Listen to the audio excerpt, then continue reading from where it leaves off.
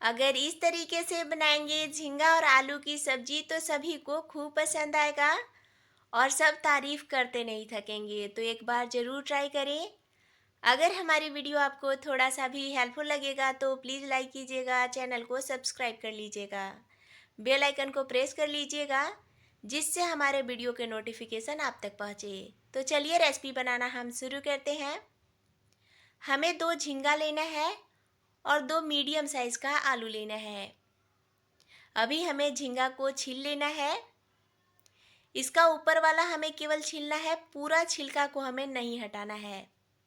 इसी तरीके से हमें दोनों झींगे को छील लेना है और आलू से भी छिलका हटा लेना है।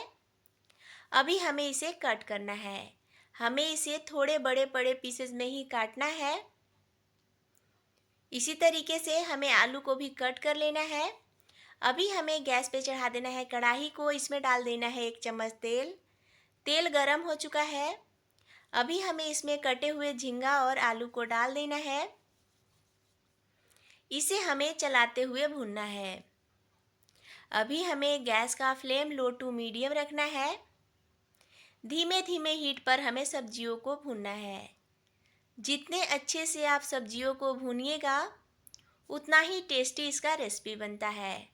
अगर आप सब्जी को अच्छे से नहीं भूनिएगा तो इसका जो सब्जी है खाने में उतना बढ़िया नहीं लगेगा। हमें इसे धीमे धीमे हीट पर ही चलाते हुए भूनना है। एक बार इस तरीके से झींगा और आलू की सब्जी को ज़रूर बनाइएगा, सभी को काफ़ी पसंद आएगा। इसे बनाना काफ़ी आसान है। अगर आपके घर में भी झींगा खाना किसी को पसंद नहीं है तो एक बार इस तरीके से ज़रूर बनाएं, सभी को काफ़ी पसंद आएगा।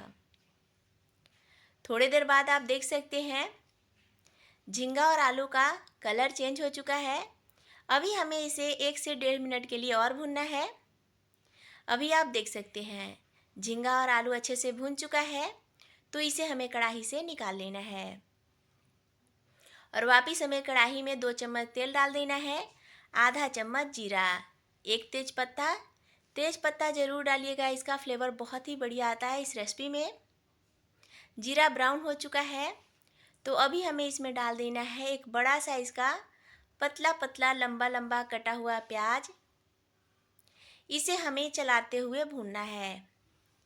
अभी हमें गैस का फ्लेम लो टू मीडियम रखना है और थोड़े थोड़े देर में हमें प्याज को चला लेना है जब तक प्याज का कलर चेंज ना हो जाए, इसका कलर हल्का ब्राउन ना हो जाए, तब तक हमें प्याज को थोड़े देर में चलाते हुए भूनना है। तो अभी आप देख सकते हैं प्याज का कलर चेंज हो चुका है, प्याज अच्छे से भून चुका है। तो अभी हमें इसमें डाल देना है 1 चम्मच कूटी हुई लहसुन अदरक। आप लहसुन अदरक का पेस्ट भी ले सकते हैं। इसे हमें चलाते हुए भूनना है। अभी हमें गैस का फ्लेम लो रखना है।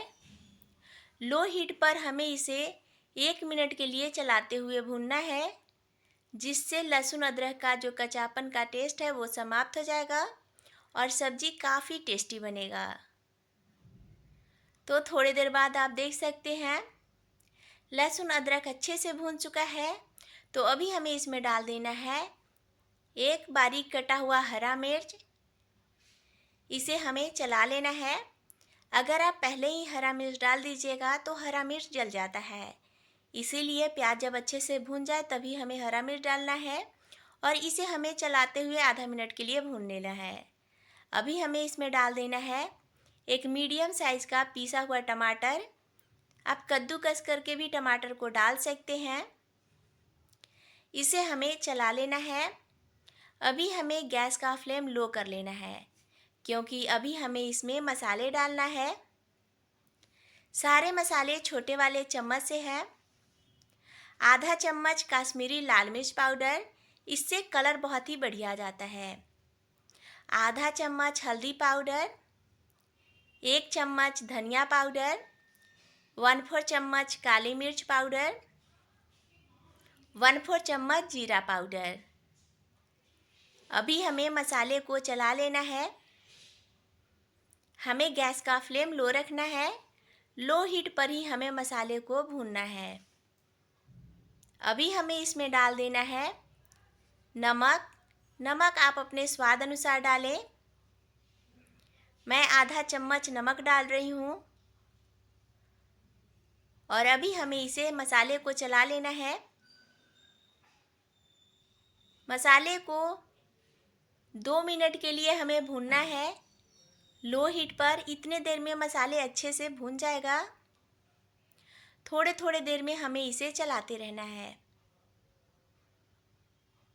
जितने अच्छे से आप मसाले को भूनिएगा, इसका रेसिपी उतना ही बढ़िया बनेगा।